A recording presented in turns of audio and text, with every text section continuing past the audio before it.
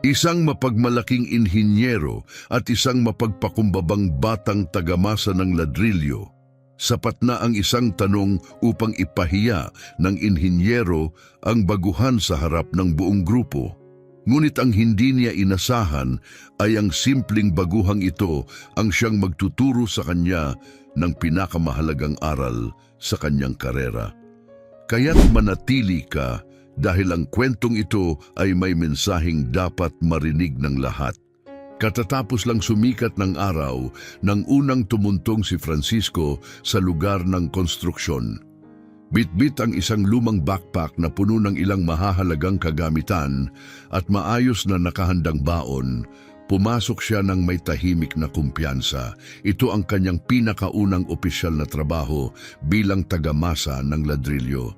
Kinakabahan siya. Oo, ngunit higit pa roon, siya ay determinado at mapagpakumbaba. Napansin agad siya ng ilan sa mas matatandang manggagawa. May mga bumulong, may mga napatawa ng palihim. Hindi yan tatagal ng isang linggo, bulong ng isa habang hinahalo ang semento. Nagkunwaring walang narinig si Francisco. Inayos niya ang kanyang helmet, hinigpitan ng mga sintas ng kanyang kupas na bota at lumapit sa kapatas upang ipakilala ang sarili. Francisco Flores, Ginoo, magsisimula po ako ngayon. Ang kapatas, isang brusko at pausang tinig na may mapanuring tingin ay itinuro siya sa isang bahagi ng lugar. Doon ka tumulong sa pag-level, titingnan natin kung karapat-dapat kang manatili. Tumango si Francisco at nagsimulang magtrabaho nang walang reklamo. Doon niya unang nakilala si Dr. Mendoza.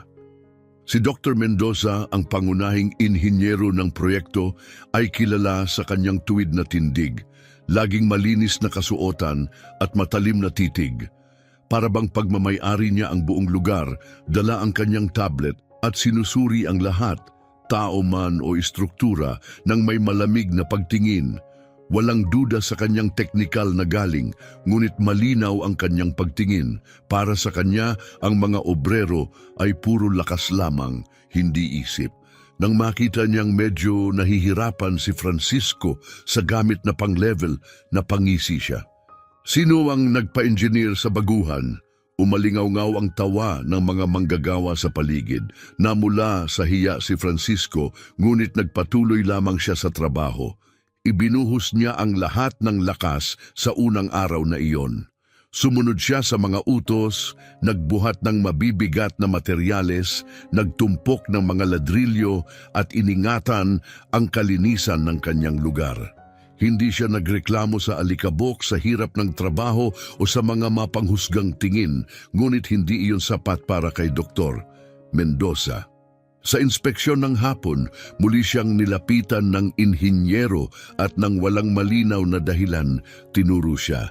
Mag-ingat ka bata, isang pagkakamali mo lang at tatagilid ang buong gusali. Bumigat ang hangin sa insulto, sumunod ang tawanan. Pinisil ni Francisco ang panga, ngunit hindi nagsalita. Sa halip, lalo niyang pinagsikapan ang trabaho, mas determinado pang patunayan ang kanyang kakayahan. Nang matapos ang araw, nagtipon ang lahat sa ilalim ng pansamantalang silungan para sa anunsyo ng kapatas. Tahimik na nakatayo si Francisco sa likuran, pinagmamasdan ng bawat bahagi ng istruktura. Habang ang iba ay nagbibiruan, siya ay masusing nag-aaral. Bawat linya, bawat sukat. Wala man siyang diploma, taglay niya ang matalim na mga mata at nakatutok na isipan. At kung minsan, higit na mahalaga iyon kaysa sa anumang sertipiko. Sa paglabas niya, muling nadaanan si Dr. Mendoza. Hindi man lang siya nilingon ng inhinyero. Huminga ng malalim si Francisco. Doon mismo, sa maalikabok na konkreto, nagsimula ang isang kwento na hinding-hindi niya malilimutan. Isang kwento na magpapaalala sa inhinyero ng isang makapangyarihang katotohanan. Ang respeto ay hindi ipinagkakaloob. Ito ay pinagtatrabahuhan. Sa mga sumunod na araw, ginugol ni Francisco ang bawat oras sa pagsisikap, katahimikan at tiyaga. Maaga siyang dumarating at huling umuuwi. Tahimik siyang nagmamasid sa mas bihasa, natututo sa bawat galaw at iniimbak sa kanyang isipan ang bawat aral. Ngunit kahit ganoon, hindi tumigil ang mga panunukso. At si Dr. Mendoza ay patuloy na nagpamalas ng kanyang kapangyarihan sa pamamagitan ng matatalim na salita at malamig na tingin. Hanggang sa dumating ang isang nakapapasong Miyerkules, nagpatawag si Dr. Mendoza ng pagpupulong para sa pagsusuri ng alignment ng site. Dumalaw ang board ng kumpanya at nais niyang maging perpekto ang lahat. Nagtipon ng mga manggagawa sa gitna ng site. Hawak pa ang kanilang mga gamit, mansyado ng semento ang mga damit. Ang inhinyero, nakasuot ng bagong helmet at hawak ang tablet na parang medalya, ay nagsalita ng may autoridad. Hindi ito lugar para sa hulaan. Sundin ang utos ng eksakto. Kung hindi ninyo naiintindihan, magtanong. Kung nagkamali kayo, may kaparusahan. Nakinig ng mabuti si Francisco at doon niya napansin ang isang bagay. Habang tinitingnan ng blueprint sa tablet, napansin niya ang mali. Ang drainage system ay masyadong malapit sa isang libis. Kapag bumuhos ang ulan, maaaring mag-ipon ng tubig o mas masahol pa, magdulot ng tagas o pagbaha. Nagalinlangan siya ngunit naglakas ng loob at marahang tinaas ang kamay. Napakunot ang noo ni Dr. Mendoza. Oo, baguhan, napatingin ang lahat kay Francisco. Kalma ngunit malinaw ang kanyang tanong. Paumanhin po, Ginoo, ngunit hindi ba delikado ang likurang libis para sa pag-ipon ng tubig? Baka makabuting baguhin ng kaunti ang anggulo? Natahimik ang buong lugar. May ilan nang pinipigilang matawa, nagbigay ng mapanuyang tawa si Dr. Mendoza. Aba, mukhang mayroon na tayong bagong eksperto sa tubo. Humarap siya sa grupo, nakangisi. Gusto mo na bang idisenyo ang lahat para sa akin, baguhan? Gusto mo na rin ba ang upuan ko? Sumabog ang tawanan. May sumigaw pa, ibigay mo na ang tablet sa kanya, doktor, na mula si Francisco sa kahihiyan. Ibinaba niya ang tingin, labis na napahiya. At saka, ilang hakbang na lumapit si Dr. Mendoza at itinaas ang boses upang marinig ng lahat. Dito, nakadepende tayo sa kalkulasyon, hindi sa instinct ng isang baguhang tagamasa, lalo na mula sa isang hindi man lang marunong gumamit ng metro, mariing sabi ni Dr. Mendoza, matalim na parang tabak ang boses. Gawin mo lang ang iniatang sayo at iwan mo ang totoong trabaho sa mga totoong nag-aral. Mas masakit pa yon kaysa sa anumang insulto. Ramdam ni Francisco ang bigat nito hanggang dibdib. Ngunit hindi siya sumagot. Hindi niya tiningnan ang kahit sino. Alam niyang kapag nagsalita pa siya, hahantong lang iyon sa higit pang pangungutya. Sa mundong iyon kung saan ang respeto ay hindi hinihingi kundi pinagtatrabahuhan, naunawaan niyang tanging daan niya pasulong ay tahimik at tuloy-tuloy na pagsisikap. Matapos ang kahihiyang iyon sa harap ng lahat, natapos ang pagpupulong na may mga bulungan at nakatagong ngisi. Bumalik si Francisco sa kanyang sulok, kinuha ang pala at pisi at nagtrabaho na parang walang nangyari. Ngunit sa loob niya may nagbago, hindi siya galit, hindi siya naghahangad ng paghihiganti, nakatutok siya. Hindi niya kailangang sumagot gamit ang mga salita o bumaba sa kanilang antas. Ang oras na mismo ang sasagot para sa kanya. At sa isang lugar kung saan ang mga ego ay kasing taas ng mga gusaling itinatayo, nagsisimula ng kumiling ang oras sa kanyang panig. Lumipas ang mga araw na paulit-ulit ang eksena. Tahimik na nagtrabaho si Francisco, tiniis ang parehong biro at mapanuyang tingin. Bawat kilos niya ay tila inaabangan. Parang naglalakad siya sa lubid na yari sa konkreto. Si Dr. Mendoza kunwari hindi siya nakikita. Para sa kanya, walang halaga ang baguhan, isa lamang katawan sa gitna ng ingay at alikabok. Ngunit imbes na tuluyang mabasag sa presyur, mas lalo pang naging mapanuri si Francisco. Nakita niya ang mga bagay na hindi pinapansin ng iba.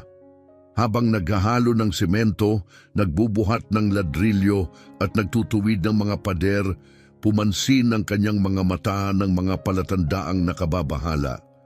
At ang nakita niya'y lubos na gumambala sa kanya. Sa hilagang bahagi ng pundasyon, nagsimulang lumitaw ang maiinip na bitak, manipis, halos hindi makita, parang sapot ng gagamba sa konkreto. Ngunit para kay Francisco na masusing nagmamasid, malinaw na babala ang mga iyon. Walang duda, mali ang pag-level at pumapalya ang drainage system sa bahaging iyon, eksakto sa binalaan niya noon. At dahil sa mga nakaraang pag-ulan, lumala ang sitwasyon. Sa ilang bahagi, basa at malambot ang lupa. Sa iba naman, nagsimula na itong lumubog ng hindi pantay. Alam niya ang panganib. Hindi agad nagpapakita ng problema ang mga gusali. Tinatago nila ito hanggang huli na ang lahat. At kapag lumitaw na ang pinsala, madalas malubha at mapanganib. Sa oras ng pahinga, maingat niya itong binanggit sa mga katrabaho. Napansin niyo ba ang mga bitak sa may equipment room? Parang lumulubog na ang sahig. Napatawa lang ang isang veteranong tagamasa. Relax, baguhan. Normal lang na may bitak ang bagong konkreto. Hindi pa rin mapanatag. Sinubukan ni Francisco na magsabi sa kapatas. Sir, hindi gumagana ng tama ang drainage system. Kapag bumuhos ang malakas na ulan, hindi pa siya natatapos, pinutol na siya ng kapatas.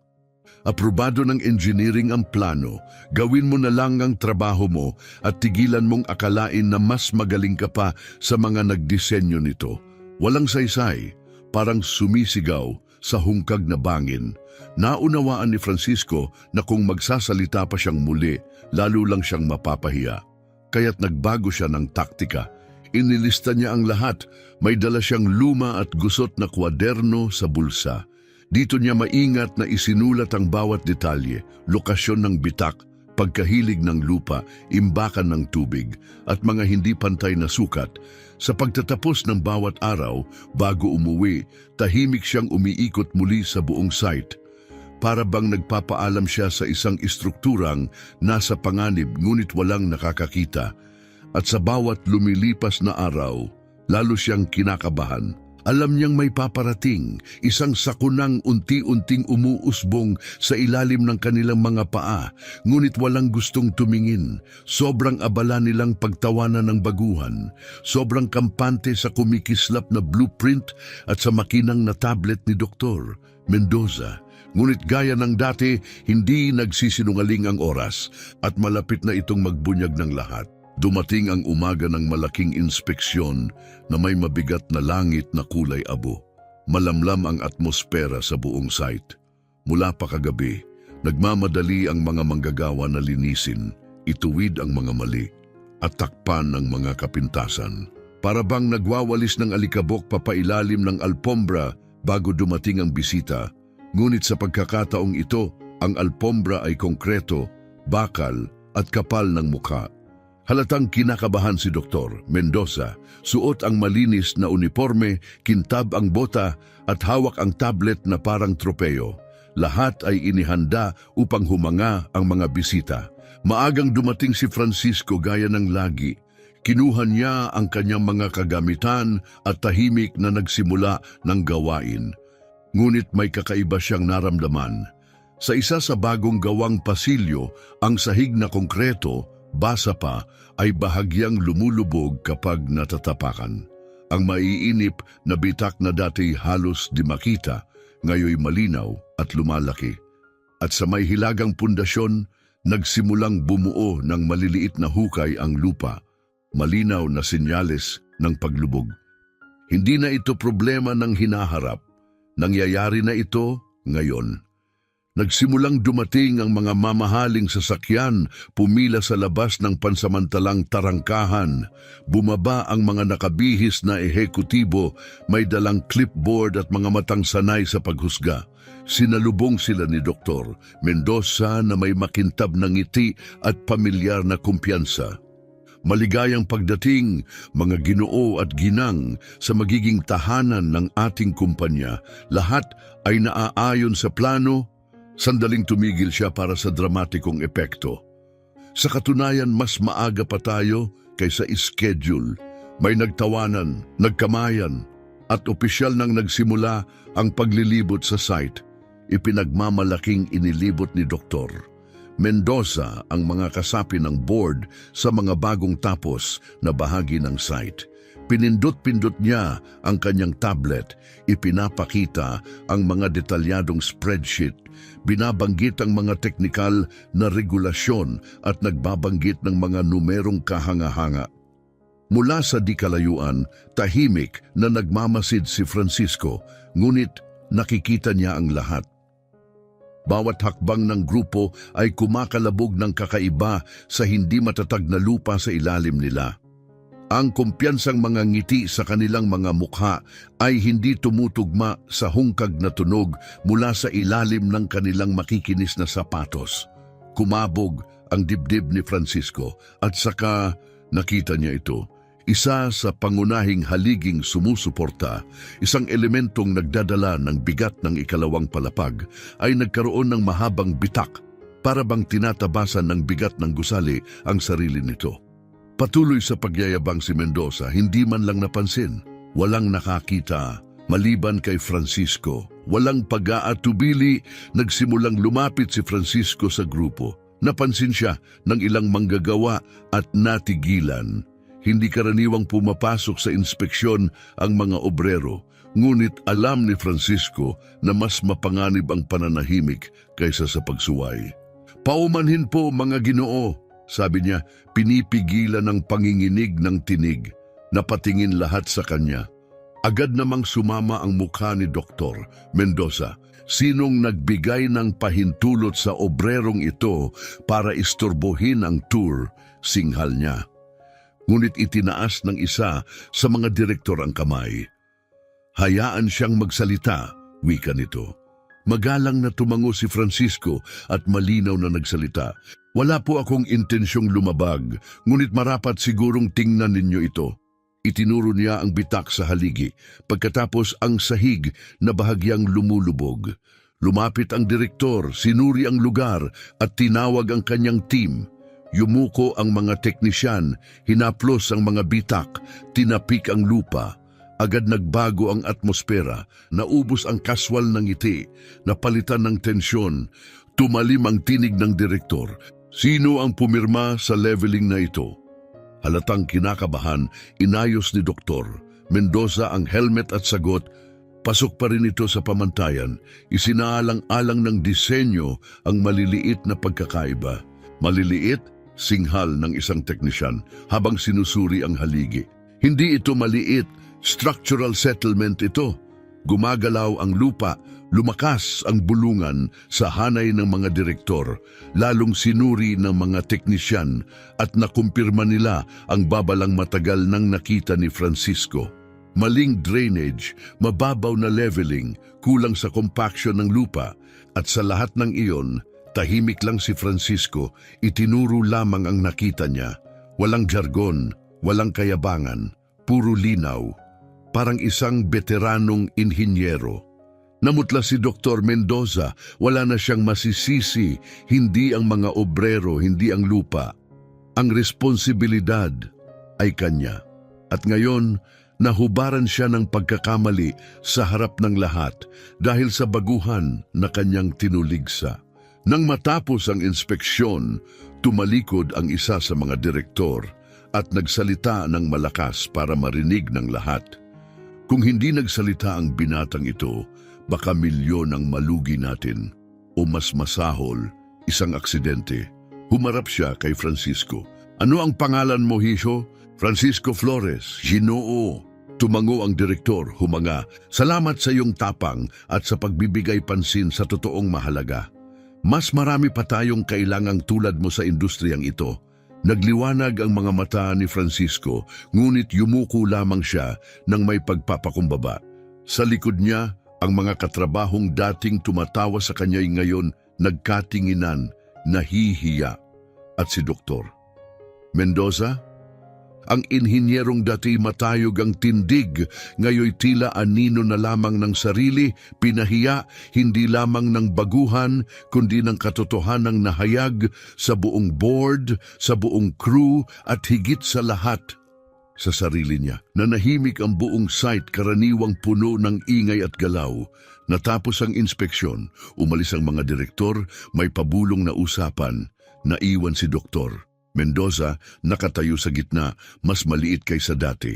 Walang lumapit, walang nagbiro.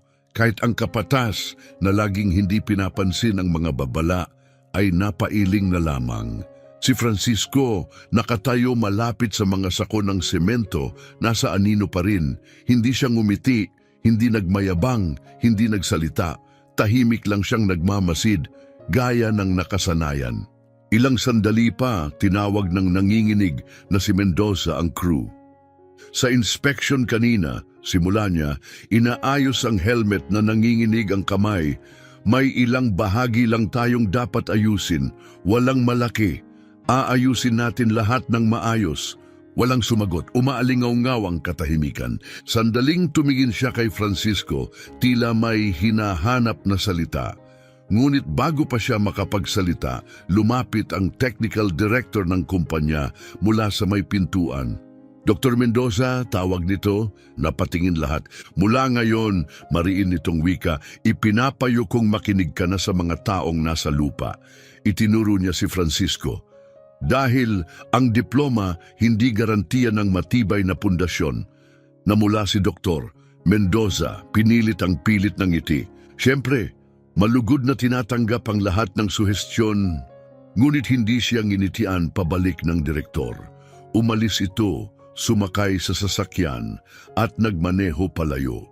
Habang unti-unting nawala ang ugong ng makina, nanatiling nakatayo si Dr. Mendoza, tila nakapako. Alam niyang natalo siya at alam din ng lahat. Sa araw na iyon, hindi lang awtoridad ang nawala sa kanya, nawalan siya ng kredibilidad. At walang diploma ang makakabawi ron, nawala kay Dr. Mendoza hindi lang ang kanyang awtoridad, nawala rin ang respeto. At kaya sa isang tahimik na pagtatangkang makabawi, palihim siyang lumapit kay Francisco. Tinawag niya ito, mahina ang boses. Francisco, salamat sa obserbasyon mo kanina. Malaki ang naitulong. Diretso siyang tiningnan ni Francisco. Walang galit, walang puot. Tanging kapanatagan lamang, ang uri ng kapanatagang nagmumula sa isang taong matagal ng tiyak sa kanyang landas. Magalang ngunit may matatag na kumpiyansa, tumugon siya. Gumagamit tayo ng dekalidad na materyales para sa mga gusali, Doktor. Pero ang respeto, itinatayo natin gamit ang pagpapakumbaba. Napasinghap si Dr. Mendoza, wala siyang nasabi. Sa unang pagkakataon sa kanyang karera, may nagpaalala sa kanya ng tapat at marangal, hindi sa pamamagitan ng insulto o sigaw, kundi ng katotohanan. Sa tahimik na sandaling iyon, ang batang tagamasa na minsang pinahiya sa publiko ay naging nang walang ingay, walang yabang, ang tunay na leader ng site na iyon. Lumipas ang mga araw at nagbago ang lahat. Si Francisco, na dati binabaliwala, ay naging pinagkakatiwala ang tinig. Ang mga katrabahong dating nagtatawa sa kanya, ngayoy lumalapit upang humingi ng opinyon. Maging ang kapatas, tinatawag na siya upang mag-double check ng sukat at tiyakin ang tamang alignment. Maging si Dr. Mendoza unti-unti ay nagsimulang kumonsulta sa kanya, tahimik, mapagpakumbaba. Ngunit nanatiling pareho si Francisco, mapagmasid, magalang, tahimik. Alam niya kasi ang bagay na noon pa man ay malinaw sa kanya, hindi ingay ang bumubuo ng respeto, aksyon, paninindigan, katotohanan, at malinaw ang katotohanan. Sa site na iyon, ang tunay na pundasyon ay hindi nakatayo sa mga diploma o titulo. Nakatayo ito sa balikat ng karanasan, tapang at tahimik na lakas ng isang simpleng tagamasa. Nagpatuloy ang trabaho sa mga sumunod na araw, ngunit iba na ang ihip ng hangin. Ang site na dati puno ng ego at tensyon, ngayoy may dalang katahimikang may kasamang respeto. Ginawa ni Francisco ang kanyang gawain gaya ng nakasanayan, nakatutok, maingat at matibay. Hindi siya naghahanap ng papuri o pansin. Para sa kanya, ang site ay lugar para magtayo, hindi para makipagpaligsahan. Ngunit napansin siya ng lahat, ang baguhang dati binabaliwala, ngayoy kinukuhang mag-check ng sukat, tumingin sa pundasyon at magbigay ng pananaw, hindi bilang katulong, kundi bilang taong tunay na marunong.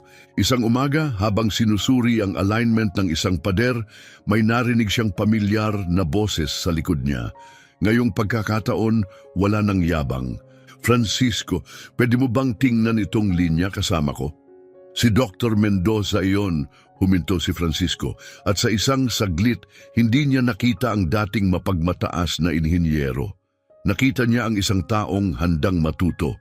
Walang salita, tumango siya at sumama. Magkatabi silang nagtrabaho, walang ranggo, walang titulo. Dahil sa bigat ng konkreto at realidad ng konstruksyon, hindi status ang nagpapalakas sa gusali, kundi ang pagpapakumbaba. Isang aral na natutunang masakit at respeto, muling itinayo piraso sa katahimikan. Sa pagtatapos ng linggong iyon, nagtipon ang buong team para sa simpleng kasiyahan. Walang ingranding salo-salo, barbecue lang, kaunting tugtog at tawa ng magkakasama. Sa isang punto, ang kapatas na madalang magsalita ay tinaas ang kanyang plastic na baso. Minsan, may dumarating na tunay na guro sa site at hindi agad natin namamalayan. Minsan, mukha siyang baguhan. Sabay-sabay silang napatingin kay Francisco. Ngumiti lang siya, banayad at ibinaba ang tingin. Hindi niya kailangan ng palakpak. Hindi niya kailangan ng gantimpala dahil ang kanyang nakuha ay mas malalim, isang bagay na hindi kayang garantiyahan ng diploma. Naipatayo niya ang tanging bagay na tunay na sumusuporta sa lahat, respeto. Habang lumulubog ang araw, nagbabalot ng gintong liwanag sa mga bagong tayong pader, ipinatong ni Francisco ang kanyang pala sa lupa, huminga ng malalim, at tinitigan ang gawaing tinulungan niyang buuin. Isang matibay, tapat na istruktura, hindi lang gawa sa ladrilyo at bakal, kundi hinubog ng tahimik na tapang, dignidad na hindi matinag, at lakas na hindi nakikita, kundi nararamdaman. Sa isang construction site, madaling magpatayo ng mga pader, ngunit ang magpatayo ng respeto, yun ang mahirap. At ipinakita ni Francisco sa lahat na ang karakter ay hindi nasusukat sa titulo, kundi sa gawa.